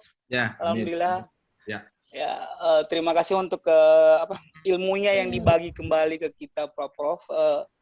Dan saya ini sudah berulang kali mengikuti kuliahnya Pak Prof waktu dari S1 sampai S2, Pak Prof. Jadi saya kebetulan Unhas S1 S2-nya, jadi saya sudah mengikuti perkembangan kuliahnya Pak Prof. Dan sudah bosan Pak ya? Bosan tidak Pak Prof. Jadi ilmu saya itu bertambah terus, Prof. Amin. Jadi untuk penelitian itu bertambah terus, Prof. Terima kasih, Prof. Jadi saya ingin bertanya, Prof. Ada beberapa pertanyaan yang saya ingin tanyakan, Prof. Mungkin waktu dulu saya mau menulis tesis itu, Prof, saya agak bingung antara apa perbedaan antara teori sama konsep, Prof. Ya. Karena saya itu agak bingung mau masukkan, apakah saya masukkan teori atau saya masukkan konsep. Karena banyak teman-teman waktu S2 itu, Prof, sering berdebat antara teori sama konsep. Ya. Terus yang selanjutnya, dalam penulisan jurnal itu apakah rumusan masalahnya itu harus 2 atau kita cuma bisa ambil satu masalah saja, Prof, dalam jurnal itu. Jadi kita cuma ambil satu masalah terus kita angkat ke jurnal. Seperti itu. Ya. Ya, saya rasa cukup, Prof. Masih banyak pertanyaan, cuman saya bagi ke teman-teman yang lain. Terima kasih banyak, Prof. Ya, terima kasih Pak Upik sudah bertanya. Pak Upik bukan kategori yang mau dikasih door prize ya? Nah, iya. Oke. Baik, saya mau tanya terlebih dahulu ke Prof, apakah dikumpul dulu pertanyaannya setelah itu dijawab satu kali atau dijawab satu persatu? Ya, bisa dikumpul aja ya kalau begitu. Ya, oh ya, Ya. baik, terima kasih Prof. Ya, silakan untuk peserta yang lain jika ingin bertanya silakan raise hand di layar monitor supaya kita bisa melihat. Atau yang ingin Saya bertanya boleh juga bertanya, melalui Pak? chat group. Ya, atas nama siapa? Ya, Saya boleh bertanya, Pak, Prof, atas Karin. nama Salsabila Nadia. Ya, silakan Dea Salsabila Nabila. Terima kasih atas kesempatannya.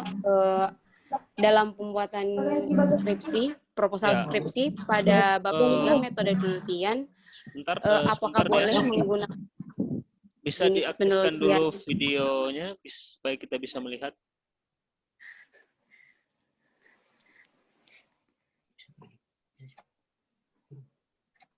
Iya, tunggu, Pak.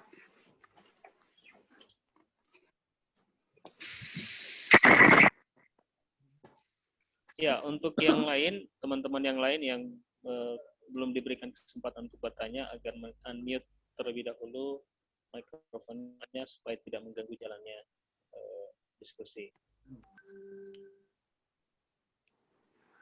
Ya, Itu, silakan, Pak, Nabila.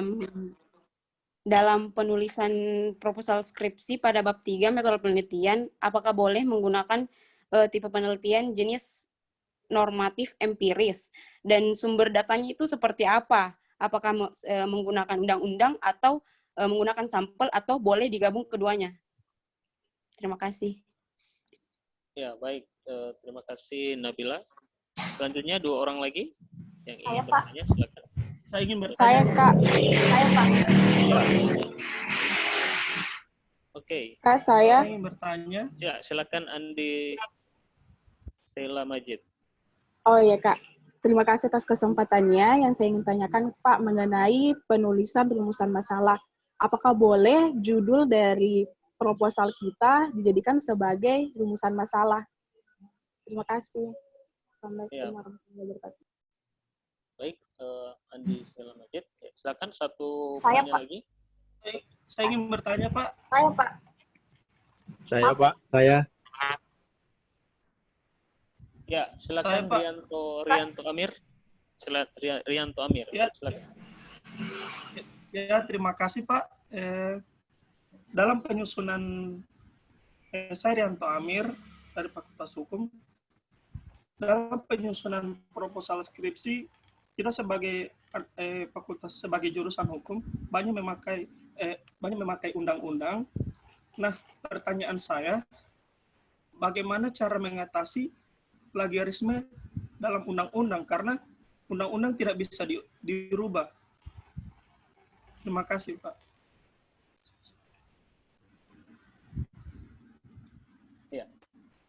Ya, baik. Terima kasih kepada seluruh peserta yang telah bertanya kepada narasumber kita pada hari ini. Pertanyaan pertama datang dari Bapak Taufik Sarzon, di mana bertanya tentang apa perbedaan antara teori dan konsep. Yang kedua, bisa tidak di dalam penulisan jurnal itu hanya menggunakan satu permasalahan. Yang kedua, penanya datang dari Nabila, bertanya tentang apakah dalam metode penelitian itu bisa menggabungkan antara normatif dan empiris, dan kalau bisa digabungkan, bagaimana terkait dengan sumber datanya. Yang ketiga, pertanyaan datang dari Dea, yang bertanya tentang bisa enggak di judul itu menjadi rumusan masalah, atau judul itu bisa enggak diturunkan menjadi rumusan masalah. Yang keempat datang dari Rianto Amir yang bertanya tentang bagaimana cara kita menghindari plagiat di dalam penulisan skripsi, jurnal, atau penelitian yang lain, sementara yang kita kutip itu adalah undang-undang. Bagaimana cara strategis menulis supaya terhindar dari plagiat dalam hal mengutip peraturan perundang-undangan. Baik, terima kasih Prof. Saya persilakan. Terima kasih, D. Ahmad. Ini saya sangat senang sekali ya. Ini 160 peserta luar biasa ini ya. Tadi saya pikir sudah cuma 60-an ya. Ini saya bangga, mungkin Ibu Dekan juga ini sangat senang melihat ini ya. Ini saya kira awal yang baik ya untuk sebuah kemajuan ya. Saya mulai dari bawah ya. Jadi Saudara Rianto Amir ya, ada istilah plagiasi, duplikasi, dan similaritas. Nah, plagiasi itu mengutip pendapat orang tidak menyebut sumbernya. Itu plagiasi. Jadi mengakui sebagai pendapatnya. Itu plagiasi namanya ya. Tidak menyebut, padahal bukan pendapatnya, pendapat orang lain. Itu plagiasi. Nah, kalau yang Anda sebut tadi, itu similaritas. Sebuah karya tulis yang bagus, mau skripsi, mau jurnal, menghindari munculnya kesamaan. Jadi bukan plagiasi. Ya, kesamaan namanya similaritas. Di jurnal itu tidak boleh melebihi 30%. Kalau skripsi itu mungkin yang penting tidak melebihi 50%. Ya, karena tidak mungkin mengubah undang-undang. Ya toh? Undang-undang nomor sekian tahun sekian tentang ini. Nah, bagaimana? Jadi bukan plagiasi. Menghindari tingginya similaritas. Nah, caranya ada dua. Menggunakan teknik pengutipan tidak langsung. Kalau itu pendapat, jangan A sampai Z dikutip. Pada intinya, Surjono Sukanto berpendapat tentang penegakan hukum progresif. Ya, pada intinya Surjono Sukanto melihat efektivitas hukum itu pada 5 elemen. Kan beda toh dengan isi bukunya. Tapi menghindari similaritasnya, kutipan tidak langsung. Kalau undang-undang, ya jangan disebut lengkap bahwa, ya cukup saja. Pada dasarnya ketentuan pasal 2 ayat 3 undang-undang ini mengatur tentang ini. Anda punya kreasi untuk menambah di depan, di tengah, di belakang. Ya, itu agak susah dilacak gitu. Jadi mengurangi similaritasnya. Undang-undangnya nggak mungkin diubah, tapi kutiplah secara tidak langsung. Namanya parafrase. Ya, tekniknya ya. Jadi pada intinya ketentuan ini mengatur. Ya, jangan disebut 1, 2, 3, 4, 5, 6, 7, enggak usah. Poin-poinnya saja. Mungkin 5, 6, 7 enggak usah lagi dikutip. Ya toh? Karena tidak ada hubungannya dengan tulisan Anda. Kira-kira itu satu teknik untuk mencegah terjadinya similaritas ya. Kalau plagiasi saya kira jauh ya. Nah, plagiasi itu adalah jangan sama sekali, ini pelanggaran akademik ya. Jangan mengutip sesuatu yang tidak disebut sumbernya. Ya.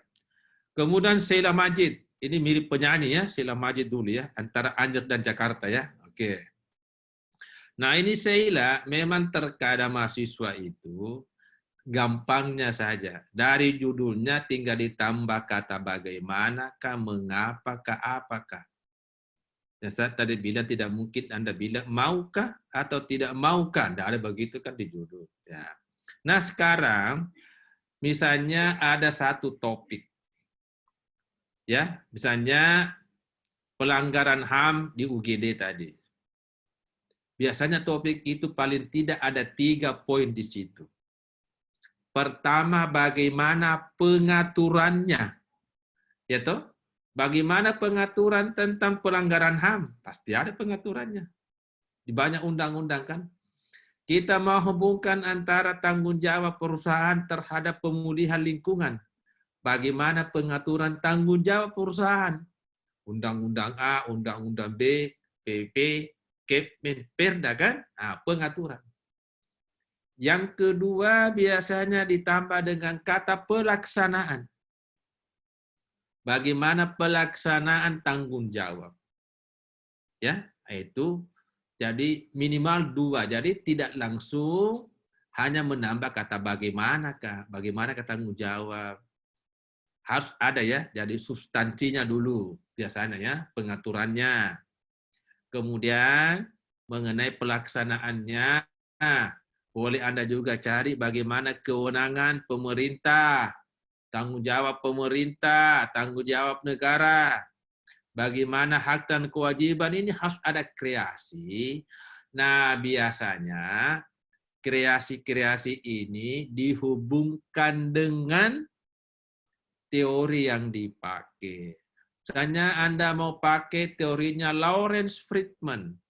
Ada substansi, ada struktur, ada kultur. Nah, substansi dijadikan rumusan masalah satu. Bagaimana substansi pengaturan tanggung jawab perusahaan terhadap pemulihan lingkungan. Yang kedua, bagaimana kelembagaan. Nah, misalnya bagaimana hak dan wewenang lembaga pemerintah itu boleh. Kalau teorinya Friedman, kalau teorinya Aristoteles, gampang. Bagaimana bentuk keadilan? Bagaimana pelaksanaan keadilan? Bagaimana hak dan kewajiban? Nah, itu. Jadi bisa dikreasikan ya.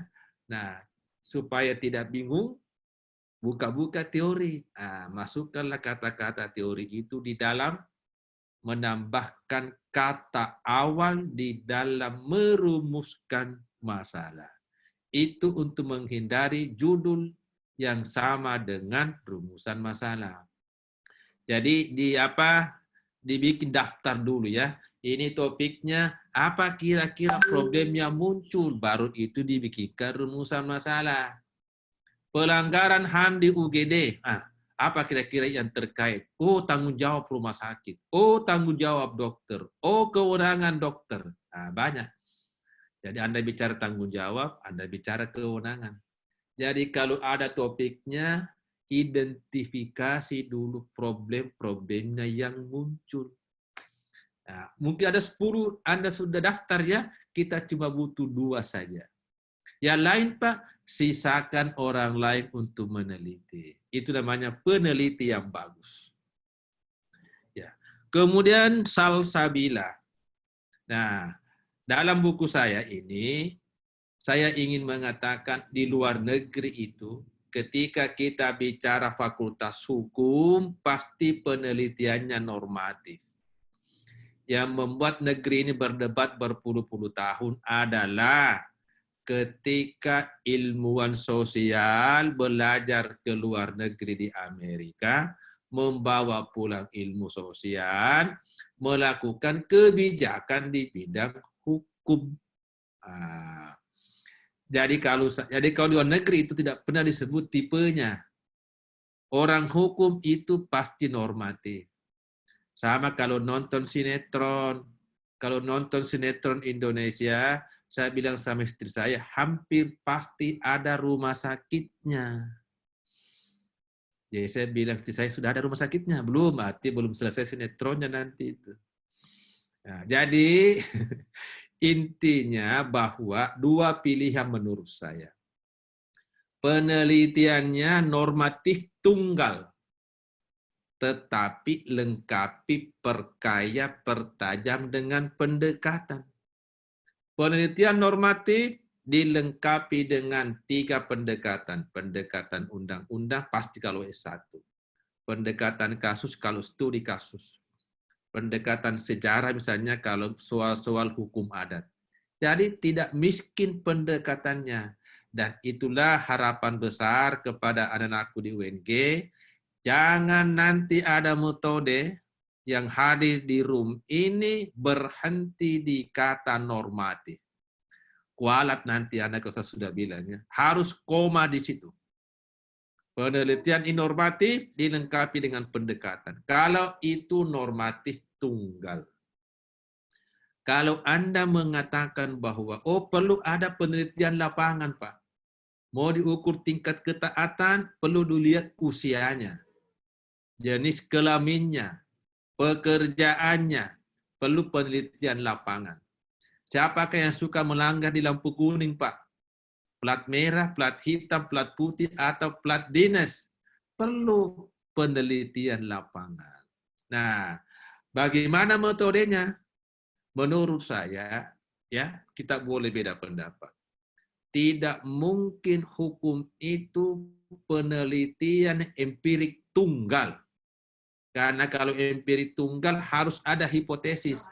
Sementara kita tidak pakai hipotesis.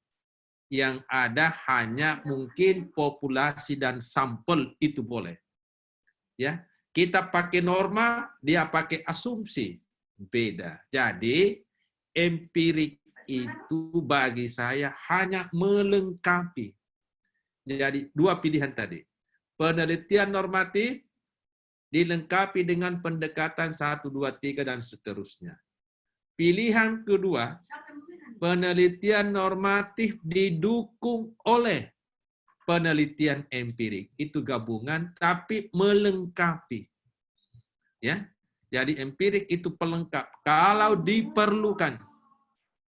Kalau penelitian ada kata-kata empirik berarti harus ada populasi dan sampel. Ya, ini biasa mahasiswa. Sampel penelitian ini adalah jaksa sekian, 5 orang. Terus siapa populasinya? Jaksa, Pak? Iya, harus ditahu jumlahnya. Kalau mau wawancarai jaksa, jumlah populasi jaksa di kota Gorontalo 25 orang. Itu namanya pra-penelitian. Di antara 25 orang ini, saya menjadikan sampel 5 orang. Ditentukan 5 itu. Tidak ada sampel tanpa jelas siapa populasinya. Ya. Jumlah masyarakat siapa? Jumlah pendapat dokter di UGD, berapa dokternya di UGD?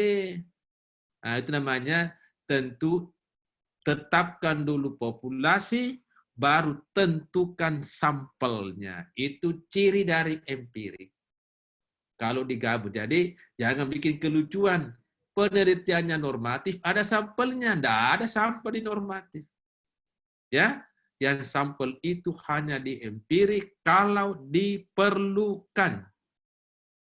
Ya jangan semua copy paste ya.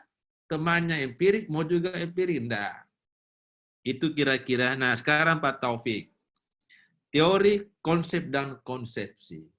Dalam lapisan ilmu hukum memang ada praktik, ada dogma atau norma, ada teori, ada filsafat. Nah, biasanya teori itu dapat kita asumsikan konsep yang sudah diuji lalu menjadi teori. Teori yang baik ada unsurnya. Itulah konsepsi. Teori yang baik bisa menjadi dasar melahirkan konsep baru. Misalnya, dulu kan ada masa belum pandemi kan, kuliah luring semua. Ya, sekarang daring, kita mau apa? Mau luring, melanggar protokol. Dibuat konsep baru. Konsep kuliah daring. Bagaimana perangkatnya? Bagaimana mekanismenya? Bagaimana pertanggungjawabannya? Jadi luring ini, luring tadi fisik ketemu, lalu dibikinkan hal baru lewat daring, dan jalan itu proses. Nah, jadi ada konsep yang ditawarkan, konsep daring di tengah pandemi. Jadi lalu diuji, ternyata jalan. Nah, jadi saya ulangi, teori dan konsep, biasanya konsep lebih abstrak karena itu diuji. Setelah diuji, muncul dalil. Dalil-dalil inilah yang menjadi teori. Nah, dalil-dalil yang ada di teori kan konsepsi, itulah kemudian yang menjadi dasar melahirkan konsep baru. Sama dengan kalau mau bikin rumah ya. Misalnya, Saudara Ahmad mau bikin rumah. Ditanya, bagaimana bentuk pagarnya, Pak? Saya mau pagar yang ada rumah di sana, bagus pagarnya. Oke, bentuk pagar. Bagaimana atapnya, Pak? Ada rumahnya omku. Pagarnya, atapnya bagus. Bentuk jendelanya, Pak? Itu rumahnya sepupu. Bagus jendelanya. Pintunya, Pak? Itu rumahnya tante. Dia mau bikin rumah, konsep rumahnya berdasarkan teori-teori yang ada. Teori pagarnya omnya, teori jendela tantenya, teori atap sepupunya. Menjadilah konsep baru. Ketika jadi rumahnya, ya dengan pagar, jendela, atap, itu melahirkan namanya teori baru. Karena sudah bentuk rumah kan? Nah, kira-kira begitulah hubungan antara teori dan konsep. Ya, jadi konsep itu biasanya muncul ya. Ada problem, ada konsep. Jadi konsep itu respon terhadap fenomena. Nah, ini tadi saya beri contohkan, ada pandemi. Apa konsepnya? Oh, konsep daring. Lalu diuji. Ternyata bisa. Menjadilah teori. Kira-kira. Jadi konsepnya duluan ya, untuk merespon sebuah perkembangan. Ya. Terakhir, bagaimana rumusan masalah? Itu nanti bedanya antara skripsi dengan artikel. Skripsi boleh 2 rumusan masalah, sebaiknya jurnal 1 rumusan masalah. Kenapa? Karena artikel itu kita diminta tahu banyak tentang yang sedikit. Saya ulangi, tahu banyak tentang yang sedikit. Jadi, cukup 1 masalah yang dikupas tuntas. Dan ruangannya artikel kan terbatas, hanya 10-15 halaman. Hanya 5.000 sampai 10.000 kata. Kalau skripsi tanpa batasan, malah batasan minimal. Jadi supaya tidak kepanjangan, skripsi boleh 2 rumusan masalah, skripsi sebaiknya tunggal, 1 saja. Rumusan masalah. Ya, jadi bisa ditarik 1 rumusan masalah dari skripsi. Ya, jadi ambil latar belakangnya, ambil tinjauan pustakanya, ambil metodenya, ambil pembahasannya, dan ambil simpulannya. Jangan lupa potong daftar pustakanya. Ini sering mahasiswa, daftar pustakanya 30 dengan 2 rumusan masalah. Ketika bikin artikel, hanya 1 rumusan masalah, tidak berubah daftar pustakanya. Jadi ada daftar pustaka, tidak ada kutipannya. Ini namanya aneh bin ajaib. Yang salah itu biasa, ada kutipan, tidak muncul di daftar pustaka. Itu masih normal salahnya. Kalau ada daftar pustaka, tidak ada kutipan, itu aneh bin ajaib betul ya. Saya kira itulah jawaban untuk sementara. Ya.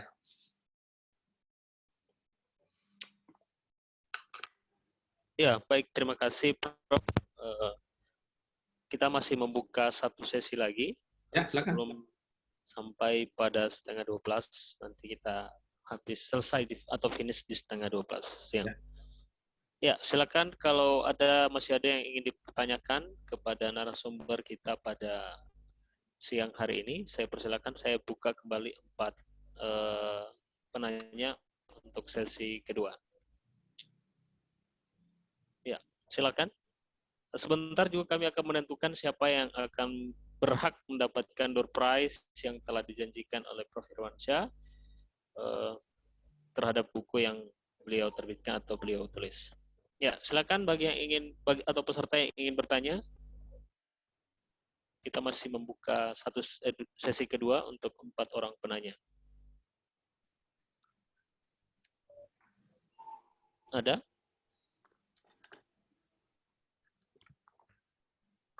Ya, untuk teman-teman dari program Pasca Sarjana UNG yang ingin bertanya karena mungkin yang sudah dekat-dekat untuk melakukan riset proposal tesis, ini mungkin bisa lebih memperdalam, atau juga untuk teman-teman yang ingin mengambil proposal skripsi untuk memperdalam metode penelitian, ini kesempatan emas untuk teman-teman semua agar supaya kemudian bisa menuntaskan persoalan metode penelitian sebelum melakukan riset atau penelitian. Ada Pak Ahmad ini di kolom chat slide ini, Asrul Oh Hidayat. iya, baik. Ya, dari Asrul Hidayat, Assalamualaikum. Saya ingin bertanya tentang penentuan tinjauan pustaka karena terkadang saya masih bingung di sana. Ya, Prof, dari Asrul Hidayat ini bertanya tentang bagaimana cara menentukan kerangka teori atau tinjauan pustaka, misalkan judulnya terkait dengan perlindungan hukum, bagaimana menentukan tinjauan pustakanya. Mungkin seperti itu pertanyaannya, Prof. Ya, masih ada lagi yang ingin bertanya? Silakan, kalau tidak ingin bertanya secara langsung bisa melalui chat grup.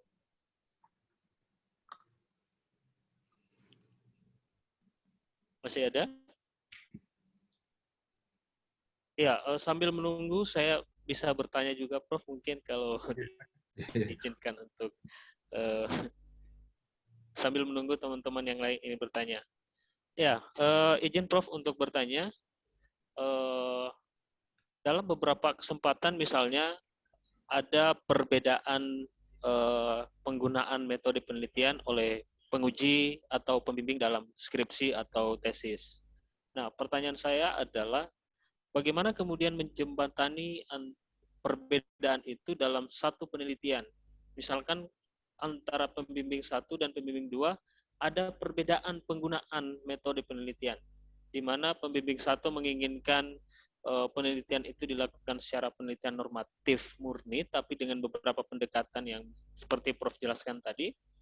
Tapi juga kemudian di saat yang sama pembimbing berikutnya menghendaki bahwa penelitian ini harus normatif empiris, di mana menggunakan populasi sampel sebagai salah satu variabel di dalam penelitian. Nah, itu bagaimana kira-kira Prof bisa menjembatani? Karena ini juga menjadi keluhan banyak mahasiswa menghadapi perbedaan konsepsi metode penelitian yang digunakan oleh pembimbing masing-masing. Mungkin itu Prof. Ya. Saya mulai dari Pak Asrul tadi ya, penonton tinjauan pustaka. Mungkin kita sering nonton orang menyanyi ya, penyanyi tunggal, Raisa. Raisa kan lembut-lembut suaranya ya. Mungkin suka jingkrak-jingkrak itu BCL ya. Nah, kalau dia kan nyanyi ada penari latar ya. Pertanyaannya banyak mana penari latar atau penyanyi tunggal itu? Nah, tentu penari latar yang banyak ya. Lebih lebar lagi panggungnya. Jadi yang paling luas itu panggung. Oke. Kemudian berikutnya penari latar. Kemudian berikutnya penyanyi aslinya. Nah, jadi kalau itu penyanyi dianggap rumusan masalah, maka penyanyi latar itu dengan tinjauan pustaka itulah penyanyi latar itu dan panggung itulah tinjauan pustaka. Jadi panggung ini membackup terhadap persoalan yang diangkat. Yang kedua, tinjauan pustaka itu sebenarnya adalah jawaban sementara terhadap masalah. Sebelum diteliti kan? Nah, itu tinjauan pustakanya. Makanya kita buat kategori tinjauan pustaka. Pertama, biasanya teori-teori di situ. Yang kedua, asas-asas hukum. Ini yang jarang dilakukan oleh mahasiswa. Jarang memasukkan asas-asas hukum atau prinsip-prinsip hukum. Jarang ya. Nah, menurut saya itu bagus sebenarnya dimasukkan. Jadi, teori, asas, baru norma. Apakah yang horizontal maupun yang vertikal. Yang keempat, baru putusan pengadilan kalau studi kasus. Ya, baru doktrin. Itu bagian dari semua tinjauan pustaka. Jadi teorinya yang relevan. Bicara mengenai tanggung jawab, pasti teori tanggung jawab. Bicara mengenai kewenangan, teori kewenangan. Jadi ada kata kunci di judul atau di topik, itu dasar untuk mencari teori yang relevan. Jadi itulah tinjauan pustaka atau landasan teori. Jadi landasan teori itu sebenarnya tidak hanya teori. Saya ulangi, landasan teori tidak hanya teori, tapi termasuk teori. Sama kalau kita mengatakan peraturan perundang-undangan, termasuk undang-undang. Nah, jadi landasannya ya, jadi landasan disiapkan ibaratnya pesawat ini rumusan masalahnya. Landasannya ini tinjauan pustaka. Jadi kalau pesawatnya Boeing, janganlah landasan pendek, kecelakaan pesawatnya. Nah, jadi sesuaikan pesawat yang mau mendarat dengan landasannya. Landasan ini dan tinjauan pustaka. Itu cara untuk bagaimana menentukan tinjauan pustaka yang baik. Jangan lupa lakukan riset terdahulu. Kalau menyusun tesis, masukkanlah tesis-tesis sebelumnya. Kalau skripsi, masukkan skripsi sebelumnya. Itu tinjauan pustaka.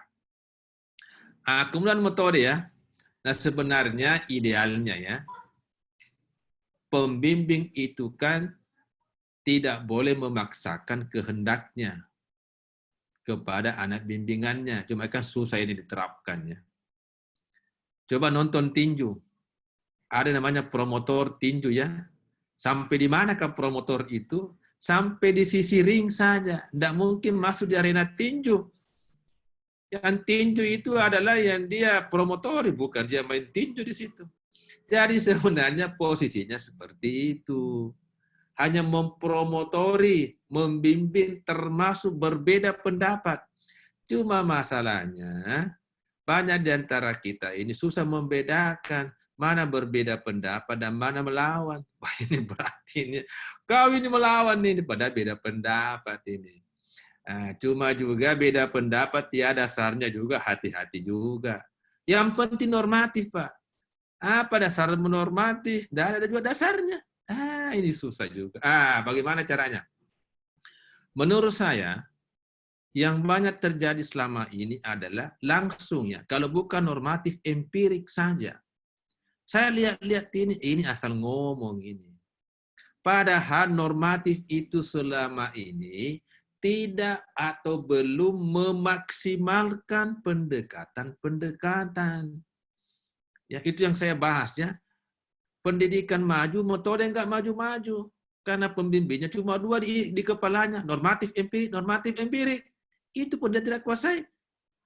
Jadi kalau saya mestinya, mungkin ini Prof Fenty ya, kapan-kapan Prof ya, tadi kan siapa tadi Pak Novenda BD1, mungkin ini seperti dilakukan di Tanjung Pura dan di Lambung Mangkurat, yang kita hadapi juga dosennya. Tentu topiknya adalah pembimbingan manuskripnya.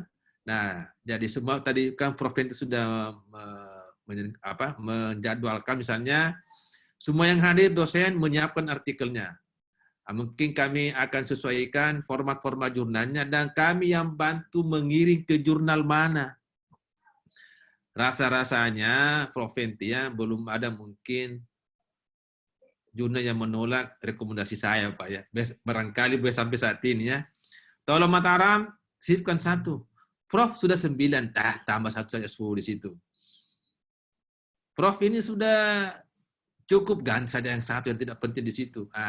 Kalau ada yang penting. Jadi di situ nanti kita akan pahamkan kepada kawan-kawan dosen bahwa normatif itu kaya, jangan dimiskinkan. Jadi yang memperkaya itu pendekatan. Makanya saya bikin 10 pendekatan di situ. Di antara pendekatan-pendekatan itu banyak yang bisa dioptimalkan. Pendekatan undang-undang, belum interpretasinya yang 23 macam interpretasi. Belum pendekatan kasus, pendekatan sejarah, komparatif, konsep, analitis, banyak sekali. Nah, kenapa saya katakan kalau tidak cukup dilengkapi saja.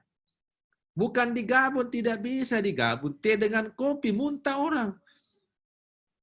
Yang bisa digabung teh dengan susu, jadi teh susu. Kopi dengan susu, kopi susu. Coba teh dengan kopi, kau minum di situ. Muntah. Jadi hal yang tidak bisa digabung menurut saya. Empirik itu kajian ilmu sosial. Ada hipotesis, ada menggunakan asumsi. Itu kita tidak pakai. Jadi melengkapi saja agar data empiriknya itu lebih lengkap. Ya, jadi normatif, saya tidak digabung ya. Penelitian normatif dilengkapi dengan penelitian empirik. Jadilah populasi dan sampel. Itu pandangan saya. Karena kita tidak mungkin membuat dalil-dalil hukum berdasarkan dalil-dalil sosial. Ya, misalnya, perbedaan gaji hakim menentukan putusan dari mana? Hasil penelitian, Pak. Semakin rendah pangkat, semakin rendah gaji, semakin lain-lain putusannya. Bukan gajinya yang kuteliti, isi putusannya. Bukan gaji. Itu kesalah kaprah kita selama ini. Jadi hanya pelengkap saja. Itu pun kalau diperlukan. Ya, jadi tidak ada sebenarnya penelitian empirik tunggal. Dia hanya menjadi pelengkap dari sebuah penelitian normatif. Ilmu hukum itu kaya. Cuma kita yang kadang memiskinkan melalui pendekatan yang tidak dimaksimalkan. Ya, itu mengenai penentuan barangkali ya. Apa tadi metode ya. Jadi ini juga seperti katakan Prof. Harkistuti di UI ya. Ini bingung saya dengan mahasiswa dokter di UI. Apa Prof? Kalau keadilan pasti Aristoteles. Kalau HAM pasti ini. Nah, ada kayak lain. Nah, memang ini problem, ini copy paste ini yang banyak. Jadi tidak mahasiswa, tidak dosen.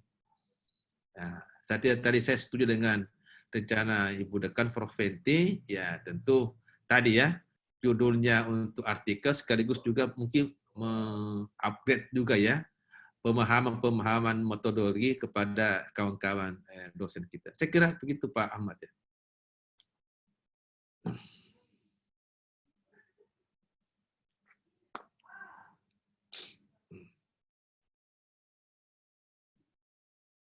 Nggak kedengaran Pak Ahmad? Nggak kedengaran? Ya, baik. Terima kasih Prof. Irwansyah atas penyampaian atau pendapatnya. Saya pikir itu cukup mencerahkan, paling tidak bisa membangun paradigma metode penelitian yang baik dalam sebuah riset, baik itu publikasi jurnal, tesis, disertasi, apalagi skripsi. Ya, karena kita dibatasi oleh waktu, maka waktu juga yang akan memisahkan kita. Saya kira kalau sudah tidak ada pertanyaan lagi, maka kegiatan seminar metode penelitian pada hari ini selesai di sini. Insya Allah nanti akan ada next pertemuan khusus yang kembali akan kita laksanakan mengenai metode penelitian. Karena segala sesuatu yang berulang itu akan menjadi sebuah kebiasaan. Dan sebuah kebiasaan kalau terus diaplikasikan akan menjadi sebuah yang terus dikenang sampai kapanpun itu. Ya, baik. Terima kasih sekali lagi saya mengucapkan kepada Profesor Dr. Irwansyah atas kesediaannya memberikan materi yang cukup baik menurut saya karena sudah membuka paradigma berpikir kita khususnya metode penelitian. Saya juga mengucapkan terima kasih kepada Ibu Dekan yang sudah membuka kegiatan pada pagi hari ini. Atas demikian juga dengan jurusan yang telah memfasilitasi mahasiswa dalam hal belajar tentang metode penelitian yang baik dan benar seperti apa. Mengenai door prize yang dijanjikan tadi, nanti kami akan pilih dan kami langsung akan mengechat mahasiswa ataupun penanya tadi yang menurut kami itu pertanyaannya kompeten untuk diberikan door prize. Ya, Pak Ahmad ya, supaya juga menjadi kebanggaan bagi anak-anak kita. Jadi yang beruntung tadi itu, tolong diberi nama lengkap. Saya mau tanda tangani dalam bukunya, sebut namanya. Ini saya tanda tangani dalam buku ini kepada siapa ditujukan buku itu ya, dan 3 orang tadi supaya bisa menjadi kebanggaannya. Artinya, ya. Ya, kalau misalnya yang lain itu mau ini, silakan saja mungkin lewat Shopee saja ya. Bisa pesan online di Shopee saja ya. Ya, oke. Ya, baik. Ya. Terima kasih, Prof. Ya, kebetulan juga untuk teman-teman yang mungkin tidak mendapatkan kesempatan untuk door prize ini, kami dari jurusan juga menyediakan buku Prof. Irwansyah, khususnya metode penelitian hukum ini.